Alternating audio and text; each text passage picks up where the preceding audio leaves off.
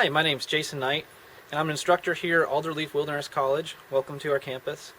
We teach wilderness survival, wildlife tracking, wild edible and medicinal plants, sustainable living skills and permaculture, and a variety of other nature skills. And I'm excited to share with you today a little bit about plants that repel mosquitoes. It's something we've probably all dealt with, going on a hike, going out camping, being in the outdoors. And why would we want to know plants that repel them? Well, maybe we don't want to use something like DEET that might have negative health effects or can melt some of our clothing. Or maybe we just forgot it. We want to know what we can just pick up on the go and use to help repel mosquitoes. So I'm going to go through a number of plants with you today. Before we get into that, I want to talk a little bit about how these plants work. And so it's something that you need to utilize and prepare in a certain way. You can't just sit next to this plant and expect the mosquitoes not to bug you. So all these different cultivars and wild plants, you need to either crush them up until they get juicy and put those plant liquids on your body, or you need to dry them and turn them into something that you can light on fire and let it smoke. We call it a smudge, and that smoke then will get in the air and repel them. Or if you have more time, you can infuse them into an oil or make a tincture out of them, put them in a spray bottle and spray them onto your body.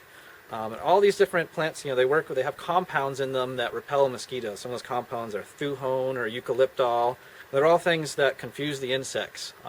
They like to call them aromatic pest confusers. And so some examples of wild plants that repel mosquitoes would be vanilla leaf, sagebrush, cedars, wormwood, mugwort, pineapple weed. There's a whole bunch of different ones depending on what environment you're in, what part of the country you're out hiking around in. And there's also cultivars, things you can grow in your garden really easily that you can also use to repel mosquitoes.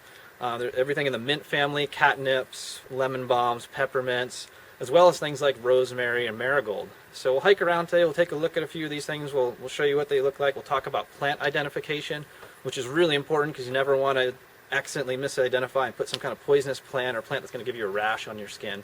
So we'll talk about that, and I hope you enjoy and get something out of this video.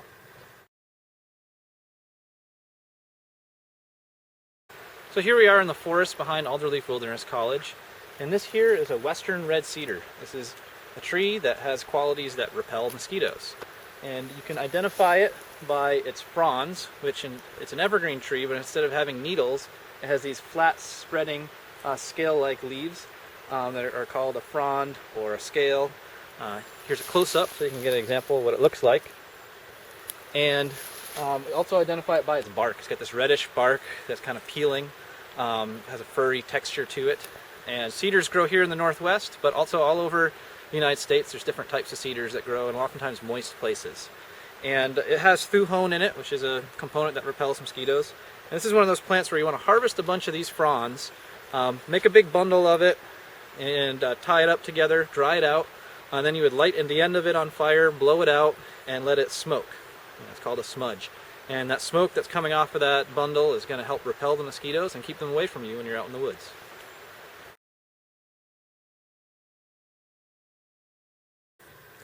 So here we are on the driveway of Alderleaf Wilderness College, and we're down low to the ground because we're with this low-growing plant called pineapple weed. This is a very cool plant. It's a wild plant native to North America.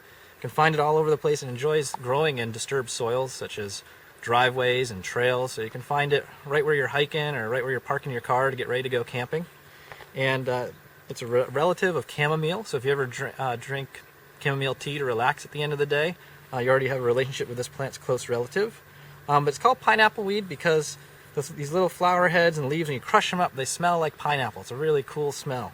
And it's those same strong scents that are the aromatics that help repel mosquitoes. So the way that you would use this plant is you would pick some and you would crush it up in your hand until you feel the juices coming out of it, and then you would apply it to your skin anywhere that you're worried about mosquitoes biting you, back of your hands or your neck or ears. And it'll repel those mosquitoes for 1 to 2 hours, and then you can reapply it. So if you need more, you can find a good patch, you can harvest a bunch, put it in your pack, and use it for your whole camping trip.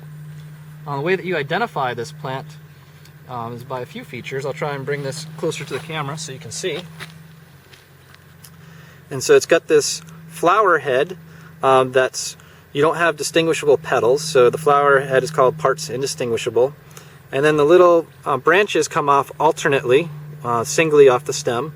And then those little leaves, they divide out into little leaflets.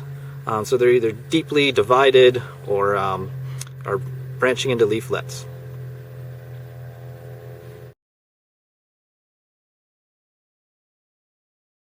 Here we are in one of the greenhouses at Alderleaf Wilderness College, and next to me is the rosemary plant. I'm sure many of us are familiar with using it in culinary dishes. It's a very tasty herb, but it also repels mosquitoes. It has those strong aromatic compounds inside of it that repel mosquitoes. Now this one's a little bit drier plant, so it's not going to work as well as by the method of crushing it and placing it on our skin, but it's one that we could make a strong tea out of. We get a bunch of the leaves and sprigs and boil it in water, make a strong tea, then put it in a little spray bottle and spray it on our skin and on our clothing, and it's going to help repel the bugs. And it smells great. Who wouldn't want to smell like rosemary? Well, I hope you enjoyed getting a chance to walk around with me and look at some of the different plants that repel mosquitoes here at the Alderleaf Wilderness College campus. There's certainly many more that you can utilize to help you repel those mosquitoes.